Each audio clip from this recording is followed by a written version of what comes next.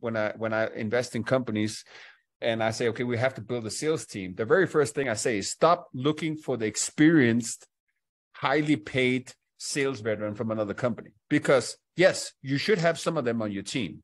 I'm not saying maybe they should consist of like 1/4, 1/3 of your team. You need some gray hair on the sales floor. You need some experiences that know the ins and outs. But just because people were successful in another sales job doesn't necessarily mean they can translate that. Maybe it was a different ICP. Maybe it was because they were very good at building relationships and they had a small target, small total addressable market. Maybe they were excellent at conducting demos, or they had a high activity of contacts, etc. There's certain skills, certain activities and skills that you can't necessarily transfer into another job, which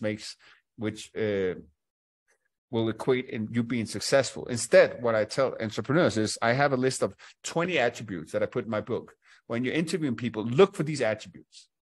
If they have at least 7 out of 10 of those 20, in other words, 14 out of 20 in that sense, you got a really good basis for somebody that you can develop. So with that in mind, if you have the right onboarding plan, if you have the right coaching framework, if you have a 60-day development plan for when they come aboard, everything they need to undergo, product training, they have scripts, you have rebuttals, you have basically a sales playbook for everything they need to learn, then you're in a very strong position to actually create sales superstars.